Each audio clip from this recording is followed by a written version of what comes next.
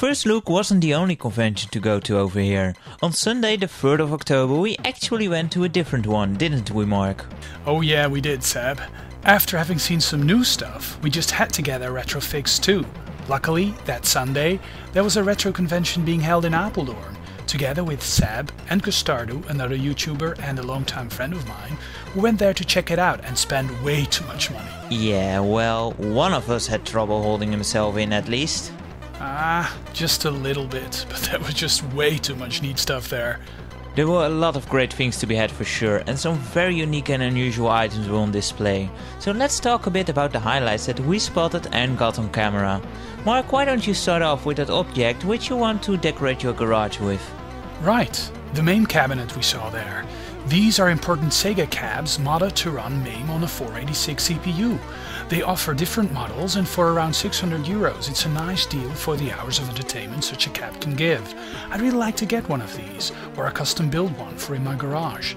Now all that's left to do is persuade wifey to feel the same. I'll be sure to come and check it out if you do get one. There were also some TVs with built-in consoles, which look great in my opinion. Do you remember me talking about that CDI TV I've never seen in the wild before? Well, I have now. Of course we forgot to shoot some footage of that. However, we did put this one on film. I never knew that even existed, but here it is. A Sharp TV with a built-in Super Famicom. Very cool. Speaking of Sharp, they also had a black Sharp 86000 on display. Amazing computer systems with great arcade ports. I'd love to play some shmups on that system. Unfortunately, they are quite hard to come by and are not the cheapest to collect for. Some even go as far as to call it Japan's Amiga. Whoa, get a load of this, Mark.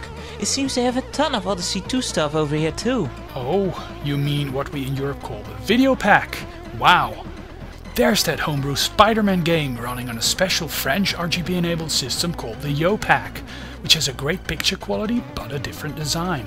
It is compatible with the Plus standard though. The French actually have a lot of consoles that have RGB output instead of inferior, composite or even RF.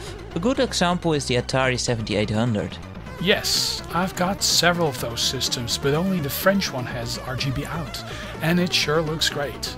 Look here, it's a service test cartridge allowing you to diagnose your video pack, even when it's not showing any picture. It's a new version of an official non-published Philips product. Unfortunately, these don't work correctly on any NTSC system yet, like the Odyssey 2. This G7000 model has been fitted with switches to simulate various hardware faults that the cartridge will be able to detect and display on the single-digit display. It also comes with a sprite editor, which could prove very handy for homebrew developers, but you'll definitely need the manual to go with it. Quite interesting Magnavox and Philips equipment. Just look at this black 7200 model. I thought they only came in white. Yeah, great stuff. And take a look at this, it's an unreleased multi-cartridge. Currently available multi-cards use tiny dip switches, and this is way ahead of those as it features a menu listing all the available games in browsable pages. Mark, could you show that you can select a game by moving the joystick and pressing the fire button to run it? Okay. By moving the joystick on the controller up and down, you scroll through a list of games on screen. By moving left and right, you flick through pages. Pressing fire will load and reset the machine ready to play the selected game. By pressing the button on top of the card, you'll go back to the menu. And while you're at it, be sure to show the search function, one of the most advanced features in any multi-card that I've seen. Man, I really like this. KILL.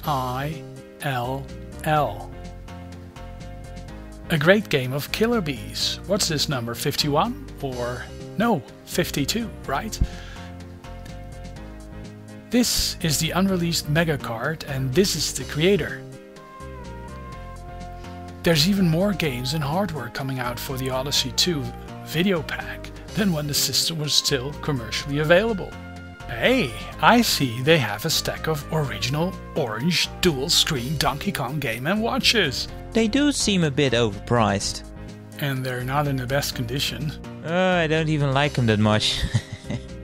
No, they're actually quite boring, despite their legendary status. There was also a lot of great Commodore stuff to see, like this laptop without a screen, the Webbit. I've got one. It sucks. Hey, a working C2N tape deck, and a working Amiga 500. Only 20 euros? It's definitely worth that price at least. Drill, a complete Commodore 64 setup. And there's this crazy amount of MSX systems stacked on top of each other. They've all been modified by Boss and Ditta. Up to 512 megabytes of RAM, faster CPUs, custom BIOSes, durable PC disk drives. They have turbo switches that enable the MSX to run at 7 MHz or even faster. This guy in the green shirt is Boss. He's responsible for all this. Right. That's what you get when you have a huge MSX fan along. Hey!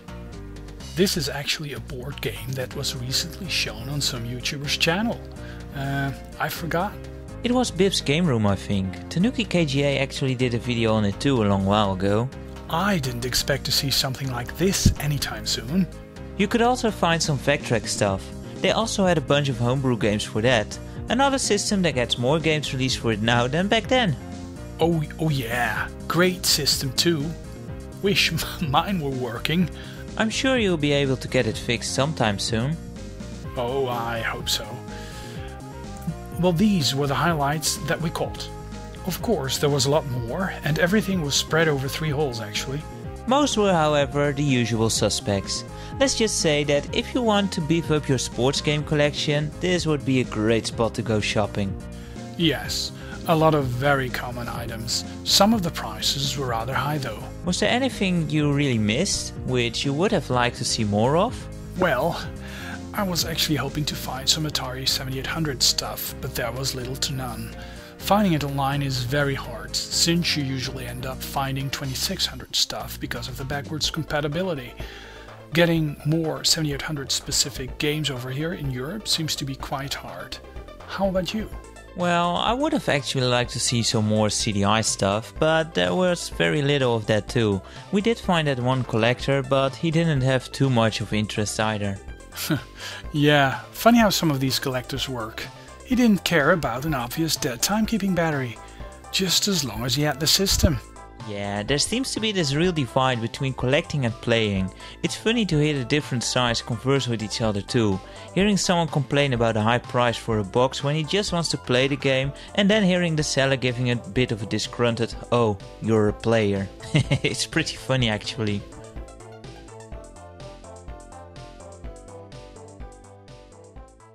Seb and I really had a marvelous time visiting this retro gaming fair. It's something that not happens a lot in the Netherlands, and we will no doubt have other amazing adventures together. Yeah, if you click here below, if you click here below, you can actually view the pickups video I did about this fair a bit earlier. And well, Seb, perhaps you have something else to add as well. Well, not much to add, since I do believe that most important things have been said already. However, I do like to emphasize again that it was a lot of fun to be just with another YouTuber out there and meet up like that. Yeah, great stuff. And do look forward to some more amazing adventures of Mark and Seb, since we do want to do some more stuff together. First things we want to actually do is go to the Bonami Retro Gaming Museum, which is actually the organizer of these little conventions we have. The little they are mostly organized by the Bonami Museum. They are all over the place in the retro scene here in the Netherlands. So yeah, that's about it for this video, guys. I hope you enjoyed it. If you click here, right here, yeah, then you would get the same effect as clicking here. Absolutely nothing, since I don't have a pickups video to place here yet. That one will come up later, hopefully this week, but really I don't have that many pickups, so I need to combine it a bit with something else. So until next time, guys, see you later and take care.